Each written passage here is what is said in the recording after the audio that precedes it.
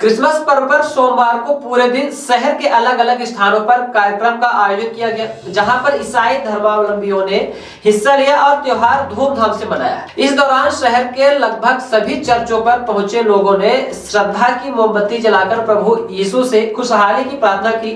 रीवा में मसीही समाज ने धूमधाम से क्रिसमस मनाया, प्रेम, एकता और भाईचारे का संदेश दिया। केक काटकर लोगों ने एक दूसरे को मैरी क्रिसमस कहकर पर्व की शुभकामनाएं दी। जहां पर महिलाओं और बच्चों की ओर से अलग अलग प्रस्तुतियां दी गई। लोगों ने यीशु की आराधना की और केक काटने के साथ साथ जन्मदिन धूमधाम से मनाया। सुबह से लेकर देर शाम तक शहर के सभी गिरजाघरों में हैप्पी क्रिसमस, मैरी क्रिसमस के बोलने के साथ साथ एक दूसरे से गले मिले और बधाइयां करने के लिए आपने कदम बढ़ाए हैं। और इसलिए मैं यहाँ से धर्म गुरु के नाते एक परमेश्वर के आ रहे थे और मेरे पत्नी सबको मैंने बता बेटा रीवा में प्रभु यीशु को प्रार्थना करेंगे अपने पंत प्रधान के लिए, अपने राष्ट्रपति के लिए। प्रभु यीशु मसीह का नाम सुन रहे हैं और जो सच्ची बात है वो ये है कि अगर बाण सागर का पानी हम बांध के रखे हैं बाण सागर, लेकिन अगर वो सोन नदी का पानी लगातार उसमें आता रहेगा तो खानदानी हम लोग ईसाई है लेकिन फिर भी हम भारतीय है, भारत के क्रिश्चियन लोग हम हैं। और आपको ताजुब लगेगा सुनकर अलग अलग स्थानों पे प्रभु की आज भक्ति हो रही है, करोड़ों की।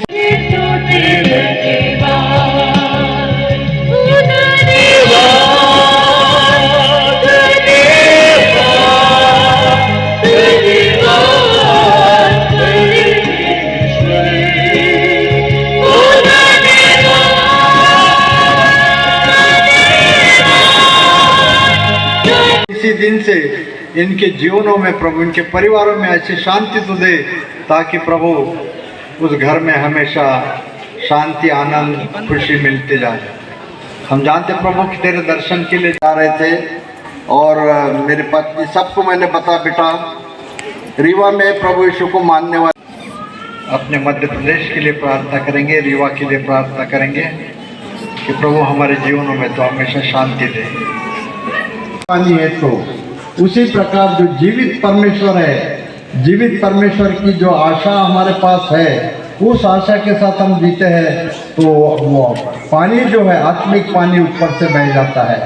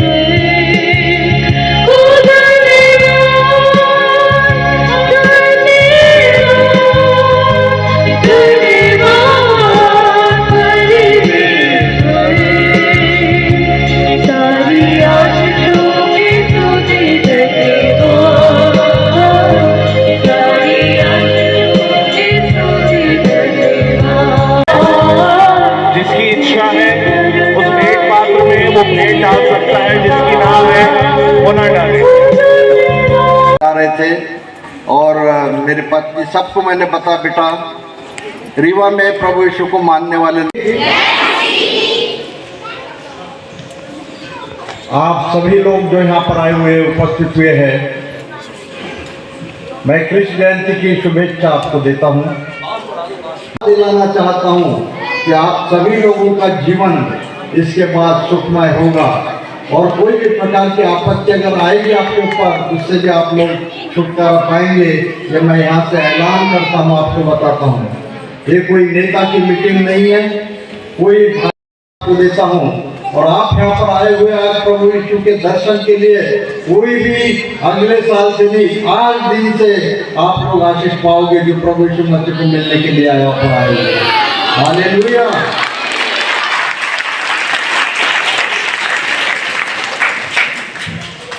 वो जीवित परमेश्वर है झूठा होता तो आज दुनिया में 100 में से 90 लोग प्रभु यीशु को मानने वाले न होते। 100 में से 90 लोग यीशु मसीह को मानते हैं।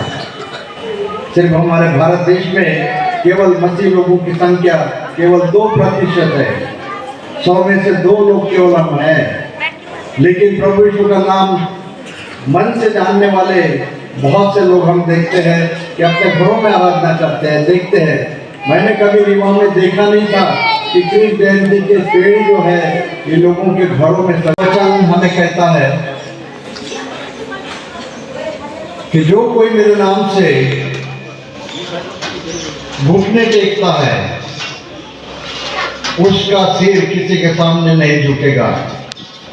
प्रभु के सामने जब अपना सिर झुकाते हैं तो निश्चित रूप से वो हमारा सिर ऊंचा करेगा। किसी के सामने हमारा सिर नहीं झुकेगा।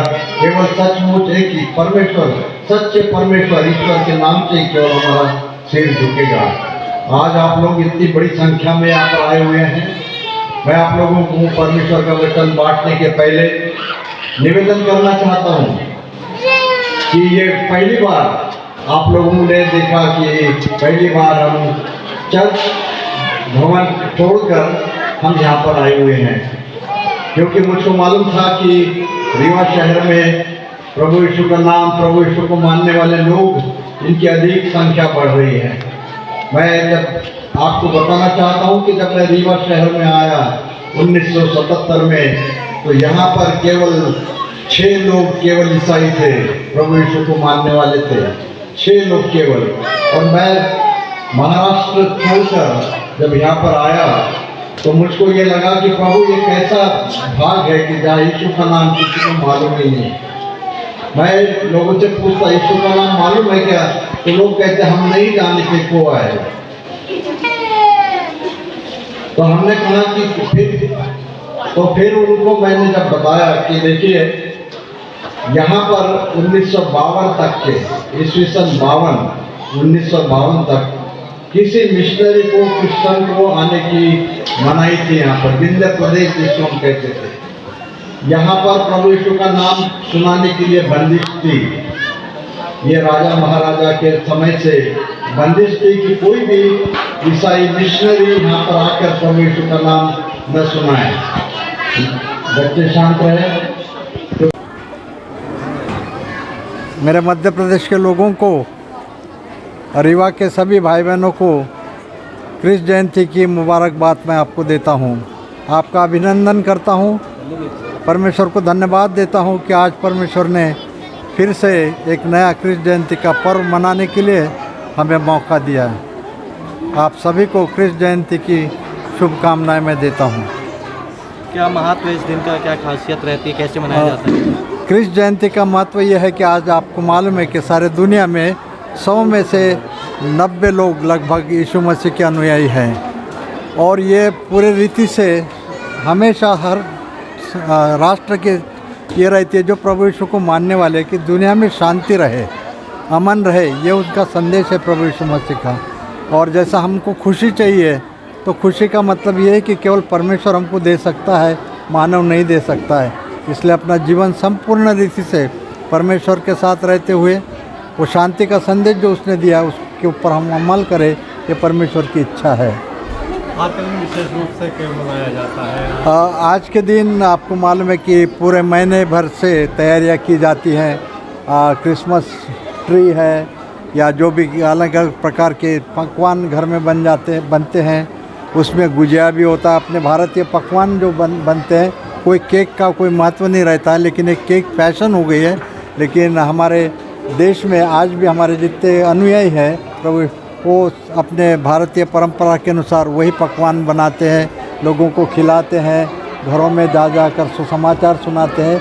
ये कृष्ण जयंती का पर्व हम मनाते हैं। तो भारत को क्या संदेश देंगे? भारत को संदेश इस समय बहुत एक महत्वपूर्ण संदेश मैं देना चाहता हूँ कि आज हमारे देश में जो भिन्न भिन्न प्रकार से अलग अलग धर्मों की बातें की जाती हैं, उन बातों को हम महत्व न दें, परंतु सिर्फ इतना जाने कि हम लोग अपने भारतीय हैं और जो संस्कार हमारे परंपरा है हमारी है, उसको हम आगे ले चले ताकि हमारे देश में हमेशा अमन और शांति बनी रहे। परमेश्वर की कैसे प्राप्ति होगी?